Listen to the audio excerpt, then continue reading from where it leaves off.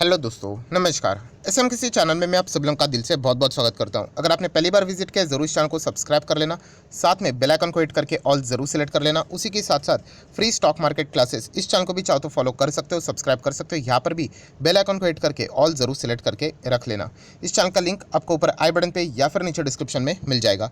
उसी के साथ साथ आज के दिन के जितने भी इंपॉर्टेंट वीडियोज़ है सभी के लिंक नीचे डिस्क्रिप्शन में दे दिए, अगर आप चाहो तो उनको भी कवर कर सकते हो।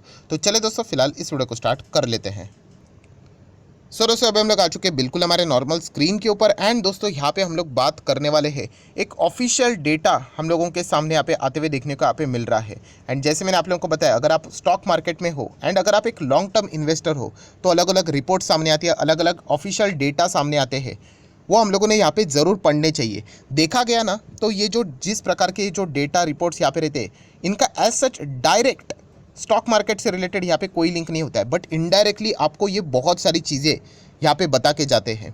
जैसे मैंने आपको बताया कि एज अ इन्वेस्टर आप लोगों ने इन सारी चीज़ों को पढ़कर अंदाज़ा लगाना होता है कि भविष्य में कौन सा सेक्टर, कौन सी कंपनियां अच्छा परफॉर्मेंस यहाँ पे करेगी। क्योंकि कोई आके आपको ये नहीं बताएगा कि हाँ ये XYZ स्टॉक अच्छा है, इसको खरीदो, ये भागने वाला है करके। नहीं, आपको वो इंटरप्रिटेशन करना पड़ेगा। जो भी डेटा सामने आता है उसके हिसाब से आपको आगे बढ़ना पड़ेगा। एंड ऐसा ही एक डेटा मैं आपके सामने यहाँ पे रखने वाला हूँ। सो दोस्तों, आप सभी लोगों को यहाँ पे पता है कि हमारा मार्केट अभी 18,000 के ऊपर चल रहा है, ठीक है। बट अगर आप यहाँ पे स्टॉक मार्केट की हिस्ट्री देखोगे, मैक्सिमम चार्ट पैटर्न ओपन करके देखोगे, तो यहाँ पे आप देख सकते हैं इसके पहले बाजार इतना तेज़ नहीं भागता था। अगर आप यहाँ पे ये वाला बॉक्स देखोगे एंड ये वाला बॉक्स, इसमें बहुत फ़र्क है। तो इतना फ़र्क क्यों है दोस्तों? तो इसके पीछे का मतलब अगर आप रीज़न देखोगे तो बहुत सारे रीजंस आप लोगों को देखने को यहाँ पे मिल जाएंगे। और ये सिर्फ स्टॉक मार्केट से रिलेटेड नहीं है। अभी ये चैनल तो स्टॉक मार्केट से रिलेटेड है, इसलिए मैं बोल रहा हूँ। बट अगर आप अपने जीवन को भी अगर आप थोड़ा सा 10-15 साल पीछे करके देखोगे तो आप चेक कर सकते हो कि कितनी सारी चीज़ें यहाँ पे बदली है एंड कितना ज़बरदस्त प्रोग्रेस हम लोग को देखने को यहाँ पे मिल रहा है। एंड इसका अगर हम लोगों को श्रेय देना है किसी एक चीज़ के चलते कि इतना सब कुछ ईजी कैसे होने लग गया, तो दोस्तों इसके पीछे का रीज़न है डिजिटलाइजेशन। यस, जो भी चीज़ें अगर आप देखोगे वो टेक्नोलॉजी के बलबूते के ऊपर इतनी फास्ट हुई है। जैसे मैंने कहा कि सिर्फ स्टॉक मार्केट नहीं, ये चैनल स्टॉक मार्केट का, इसलिए हम लोग स्टॉक मार्केट से रिलेटेड बातों को आगे कंटिन्यू करेंगे। बट अगर आप बाकी चीज़ों को भी देखोगे, चाहे फिर वो शॉपिंग से रिलेटेड हो या फिर अगर आपको गेमिंग से रिलेटेड कोई चीज़ें देखनी हो या फिर अन्य कोई भी चीज़ें अगर आपको देखनी है, चाहे फिर वो एजुकेशनल कंटेंट से रिलेटेड भी बातें हो, ये सारी चीज़ें इसीलिए पॉसिबल हुई है दोस्तों क्योंकि डिजिटलाइजेशन जो हम लोग को होते हुए देखने को मिल रहा है, इसके चलते ये बहुत ही सारी चीज़ें हम लोग को ईजी लेवल पे फिलहाल तो होते हुए देखने को यहाँ पे मिल रही है। एंड इसी से रिलेटेड एक और ज़बरदस्त डेटा भी हम लोग को देखने को मिल रहा है। जैसे कि अगर हम लोग यहाँ पे बात करें तो आप देख सकते हैं दोस्तों, कौन सा डेटा की यहाँ पे मैं बात कर रहा हूँ जो कि आज ऑफिशियली रिलीज़ हुआ है, वो है दोस्तों यहाँ पे इंडिया की शान डिजिटल पेमेंट से रिलेटेड। आप सभी लोगों को पता है UPI, जो कि पूरे दुनिया में अगर देखा गया हर कोई इंडिया का ये जो UPI की जो सिस्टम है उसको कॉपी करने की कोशिश यहाँ पे की जा रही है। वो आज के दिन उन्होंने यहाँ पे नो डाउट अक्टूबर मंथ अभी हम लोग को ख़त्म होते हुए देखने को यहाँ पे मिल चुका है। सो उसका डेटा सामने आया है एंड आप देख सकते हो अक्टूबर मंथ का डेटा की अगर हम लोग बात करें, 7 बिलियन ट्रांजेक्शन हम लोग को अक्टूबर में होते हुए देखने को यहाँ पे मिल चुकी है। तो आप अंदाज़ा लगा सकते हो कि मतलब ये जो रिकॉर्ड है, रिकॉर्ड हाई लेवल हम लोग को देखने को मिल रहा है जब से UPI स्टार्ट हुआ है तब से लेके अब तक। एंड इसके पीछे का पूरा श्रेय जाता है फेस्टिवल का सीज़न। आप लोगों ने यहाँ पे देखा होगा, इसके पहले हम लोग क्या करते थे, फिजिकल फॉर्म में यहाँ पे कोई भी चीज़ों का यहाँ पे लेन देन करने के बाद जो पेमेंट होता था वो फिजिकल फॉर्म में करते थे। अभी सब कुछ डिजिटल फॉर्म में यहाँ पे होता है। एंड इसके चलते हम लोग ये भी देख सकते हैं यहाँ पे कि कुछ एक्स्ट्रा चीज़ें भी हम लोग यहाँ पे खरीदना यहाँ पे शुरू यहाँ पे कर चुके हैं।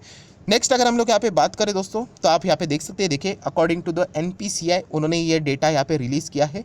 तो उन्होंने बताया UPI प्रोसेस 7.3 बिलियन ट्रांजैक्शन, जिसकी वैल्यू वर्थ देखोगे 12.11 ट्रिलियन रुपीज़ के हिसाब से यहाँ पे मैं बात कर रहा हूँ। इतना बड़ा यहाँ पे हम लोग को ट्रांजैक्शन यहाँ पे होते हुए देखने को मिल रहा है। यहाँ पे अगर हम लोग अक्टूबर के हिसाब से बात करें तो, एंड अगर हम लोग उसी के हिसाब से अगर हम लोग बात करें आगे जाके, आप देख सकते हैं a record high in the terms of value of transaction.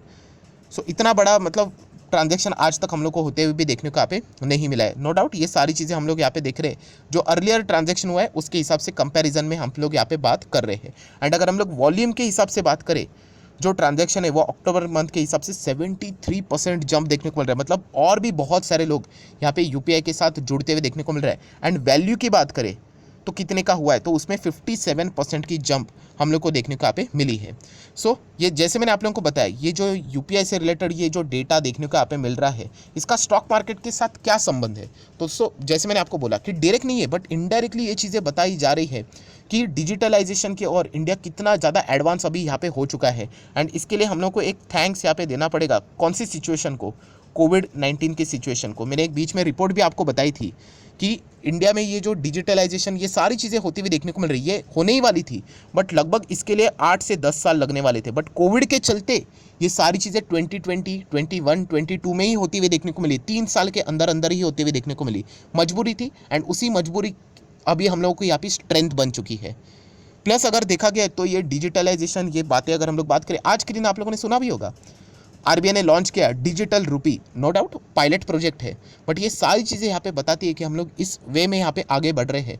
बहुत अच्छा खासा फायदा इंडिया को यहाँ पे होने वाला है। नो डाउट यहाँ पे यूपीआई एंड डिजिटल रूपी इसमें बहुत अंतर है। यहाँ पे जो यूपीआई रहता है वो अल्टीमेटली जो फिजिकल फॉर्म में आपकी रुपये रहती है वो आप कहीं ना कहीं डिपॉजिट करते हो और उसको आप यहाँ पे डिजिटल फॉर्म में इस्तेमाल करते हैं, बट जो सोर्स ही है करेंसी का उसी को डिजिटल करने की बात यहाँ पे कर रहा है आरबीआई, उसी का पायलट प्रोजेक्ट यहाँ पे चल रहा है। अगर ये सक्सेसफुल हुआ तो हम लोग अंदाज़ा लगा सकते हैं कि अल्टीमेटली जो अटैक होने वाला है वो ब्लैक मनी के ऊपर होने वाला है। ये इतना इजी तो होने वाला है नहीं, बट स्टिल शुरुआत तो कहीं से कहीं ना हम लोग को यहाँ पे करनी पड़ती है। सो ओवरऑल अगर हम लोग यहाँ पे बात करें इस रिपोर्ट के चलते क्या समझ में आ रहा है कि यहाँ पे ऑनलाइन चीज़ें हम लोग को फास्ट होती हुई देखने को मिल रही है। अभी मैंने स्टॉक मार्केट क्यों बताया आप लोगों को कि स्टॉक मार्केट भी अगर आप इसके पहले अगर आप जाओगे, ये जो स्टॉक मार्केट मैंने एग्जाम्पल आपको बताया था, इसके पहले भी अगर आप देखोगे डीमैट अकाउंट ओपन करना है फिजिकल फॉर्म में, फॉर्म भरो, पैसा दे दो। अभी सब कुछ डिजिटलाइजेशन के होने के चलते बहुत सारे लोग स्टॉक मार्केट के साथ इजी वे में, आपको मैं बताना चाहूँगा ये जनरेशन बहुत लकी है, इजी वे में उनको पता ही नहीं कि पहले कितना ये मतलब प्रॉब्लमेटिक सिचुएशन था। और सिर्फ ऐसा नहीं कि डीमैट अकाउंट ओपन करना मुश्किल था, उसके लिए पैसे भी देने पड़ते थे। सो जितना टेक्नोलॉजी इवॉल्व होगा, जितना डिजिटलाइजेशन में हम लोग आगे बढ़ते चले जाएंगे, चीज़ें उतनी सस्ती भी होगी, अफोर्डेबल भी होगी एंड कंपटीशन के चलते एंड यूज़र को इसका बहुत अच्छा खासा फ़ायदा होगा। सो इसी के चलते अभी बहुत सारे लोग, जैसे मैंने आपको बोला ना कि हमारा मार्केट इतना स्ट्रॉन्ग क्यों है, तो हम लोग यही कहेंगे कि म्यूचुअल फंड डीआईएस के हाथ मजबूत हुए। बट अभी क्यों मजबूत हुए, तो इसके पीछे का रीज़न भी है कि ये सारी चीज़ें टेक्नोलॉजी कितना आसान हुए। आप गूगल के ऊपर 1 सेकंड में सर्च करके सारी चीज़ें यहाँ पे जान सकते हो कि क्या सही है क्या गलत है करके, इतना ईजी यहाँ पे हुआ है। सो इसी के बदौलत एंड आप सोच सकते हैं आने वाले नेक्स्ट 5 to 10 ईयर्स ये और भी टेक्नोलॉजी यहाँ पे हम लोग को ग्रो होते हुए देखने को यहाँ पे मिलने वाली है।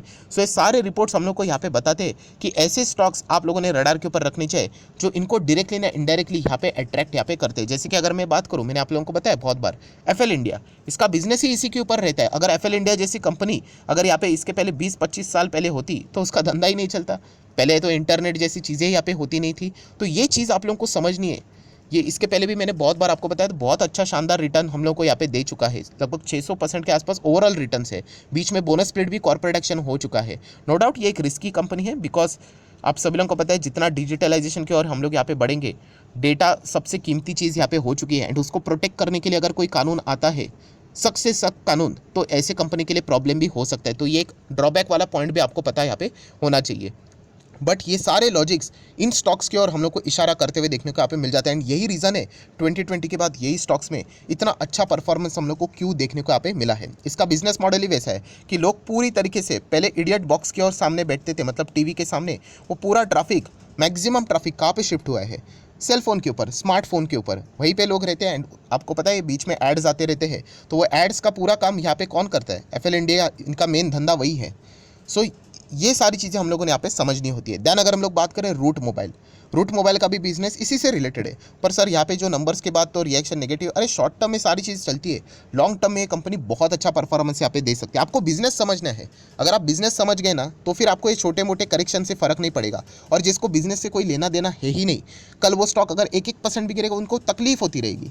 तो रूट मोबाइल भी बहुत ही शानदार परफॉर्मेंस भविष्य में यहाँ पे दिखा सकता है, तो ये भी आपको पता होना चाहिए। दैन अगर हम लोग बात करें एसबीआई कार्ड, यहाँ पे भी अगर हम लोग देखेंगे तो आप सभी लोगों को पता है यूपीआई अभी हम लोग को क्रेडिट कार्ड इसके साथ अटैच करते हुए देखने को मिल चुका है। नो डाउट रुपए के साथ उसकी शुरुआत हुई है, धीमे धीमे करके बाकी के साथ भी हम लोग को ये आते हुए देखने को यहाँ पे मिल जाएंगे। एंड जब ये होगा यहाँ पे लिटरली कस्टमर के लिए बुरी बात है, क्योंकि वो उनको मतलब ख्याल नहीं रहता है कि वो किस लेवल तक यहाँ पे खरीदारी यहाँ पे कर रहे हैं, but as a company and as a shareholder हम लोगों के लिए तो बहुत अच्छी बात रहेगी।